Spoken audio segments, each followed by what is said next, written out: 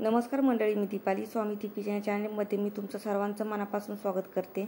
मंडळी, आज जितवड्यांचं कालवण करणार आहे।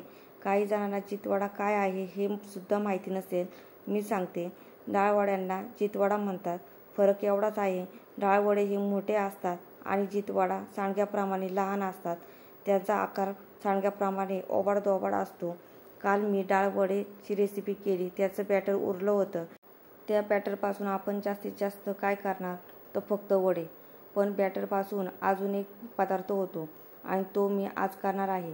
मंडळी, जितवड्यांच्या बॅटरसाठी मी डाळवड्यांचं बॅटर घेतलं आहे। त्याच्या साहित्याचा व्हिडिओ मी टाकला नाही।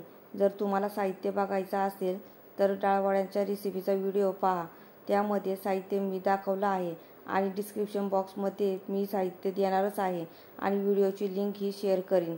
आजची जितवड्यांच्या कालवणाची रेसिपी आवडली तर हा व्हिडिओ तुमच्या फ्रेंड्सला रिलेटिव्हला शेअर करा। चला तर मग मंडळी, रेसिपीला सुरुवात करूया। इथे मी डाळवड्यांचं बॅटर फ्रीजमधून अर्धा तास आधीच काढलं होतं। आता ही दाटसर आहे आणि जरी सैलसर वाटलं तर थोडं तांदळाचं पीठ घालायचं आणि पुन्हा एकदा मळायचं, म्हणजे वडे तेलात पसरत नाही। इथे मी जितवड्यांच्या कालवणासाठी वाटणाचं साहित्य घेतलं आहे, ते कोणतं पुढे सांगते।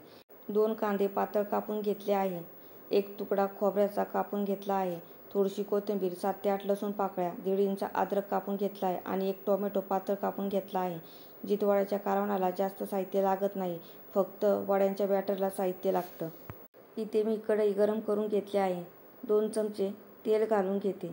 तेल नॉर्मल गरम झालं की त्यामध्ये खोबरं, लसूण आणि अद्रक तेलात घालून घेते आणि चांगलं मंद आचेवर खोबरं आणि लसूण भाजून घेते। खोबरं आणि लसूण करपून द्यायचं नाही।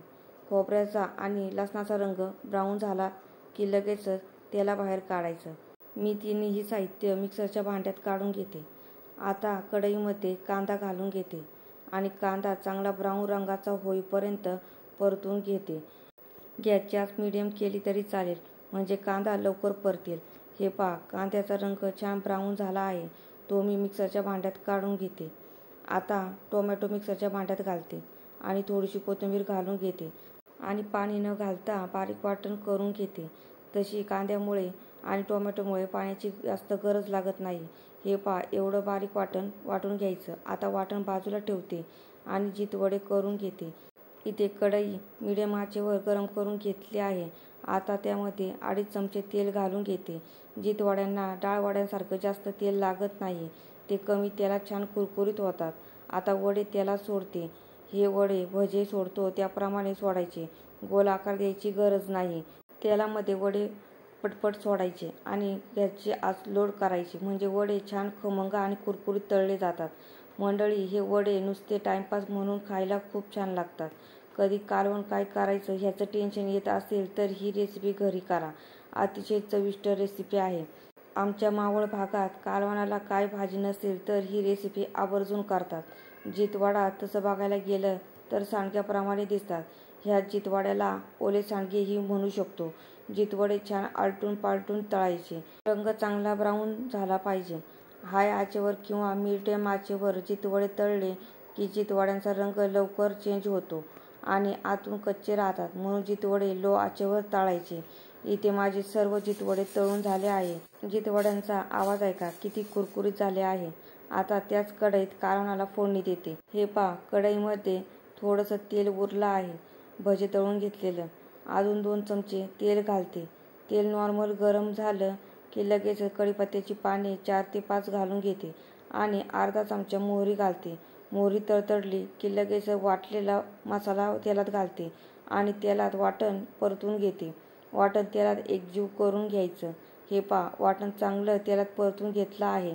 आता सुके मसाले घालते। 1 चमचा लाल तिखट, 1 चमचा कांदा लसूण मसाला, अर्धा चमचा धने पावडर, अर्धा चमचा गरम मसाला आणि अर्धा चमचा हळद घालून घेते। आता सर्व मसाले वाटणात एकत्र करून घेते। तेलात चांगले परतून घ्यायचे। मसाल्यांना तेल सुटेपर्यंत चांगलं परतून घ्यायचं। हे पहा, मसाल्यांनी तेल छान सोडलं आहे। आता मिक्सरच्या भांड्यात 1 ग्लास पाणी घालून भांडं धुवून ते पाणी वाटणात घालते। तुम्हाला कालवण किती पाहिजे त्यानुसार पाणी घाला। आता वाटणात पाणी एकत्र करून घेते। हे पहा, कालवण छान मीडियम आहे, जास्तही पातळ नाही. आता अर्धा चमचा मीठ घालते. मीठ मात्र चवीनुसार घाला. कढईवर झाकण ठेवते. कालवणाला 2 ते 3 उकळ्या काढून घेते. आता कढईवरचं झाकण काढते. हे पहा, कालवणाला छान उकळ्या आल्या आहे. एकदा चमच्याने कालवण ढवळते.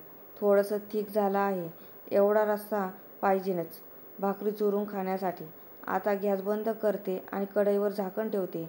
कालवण थोडं कोमट झालं की त्यामध्ये वडे सोडायचे, म्हणजे वडे बिलबिलीत होत नाही. हे पहा, कालवण कोमट झालं आहे. आता वडे सोडते.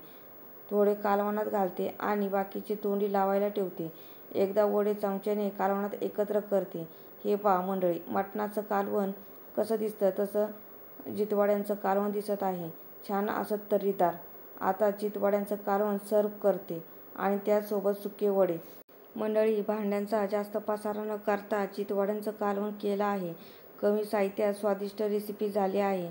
मंडळी, आजची जितवाड्यांच्या कालवणाची रेसिपी कशी वाटली मला कमेंट करून सांगा. जर रेसिपी आवडली असेल चॅनेल लाईक करा, शेअर करा, सबस्क्राईब करा आणि हो, बेल आयकॉन प्रेस करायला विसरू नका, जेणेकरून माझ्या नवीन रेसिपीच्या व्हिडिओची नोटिफिकेशन तुम्हाला लगेचच मिळेल. चला तर मग मंडळी, पुढच्या नवीन रेसिपीला लवकरच भेटू. तोपर्यंत छान छान खा आणि मस्त राहा.